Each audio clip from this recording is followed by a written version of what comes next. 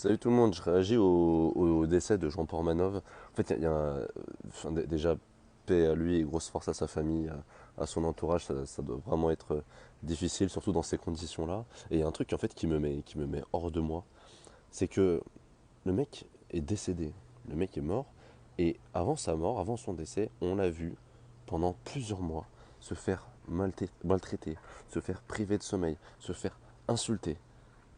Et là aujourd'hui il est décédé, en plein live.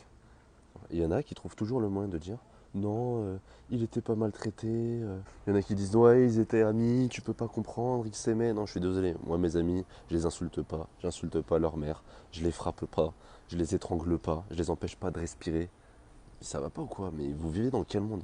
En fait, là, on est face à une génération, surtout les plus jeunes, qui ont été complètement, qui ont subi un lavage de cerveau par les réseaux sociaux, qui ont normalisé des choses qui ne sont pas normales. Aujourd'hui, si dans ta vie de tous les jours, tu insultes la mère de tes amis, tu insultes tes amis, tu frappes tes amis, c'est qu'il y a un problème, c'est que tu as un véritable problème.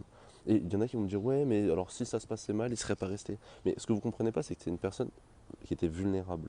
Et donc, qui avait besoin, en fait, qui était dépendant du revenu que généraient ces lives-là. C'est pour ça qu'il restait. Il avait besoin de ce revenu-là. C'est la seule et unique raison pour laquelle il est resté. Et on le voit bien sur un des derniers lives, un des lives récents, il envoie des messages à sa mère en disant ça va trop loin, j'ai l'impression d'être séquestré. Mais ça veut tout dire. Et aujourd'hui, il décède. Et aujourd'hui, il y en a qui trouvent toujours le moyen de défendre les gars qui le maltraitaient. Mais ça va pas ou quoi? Mais redescendez.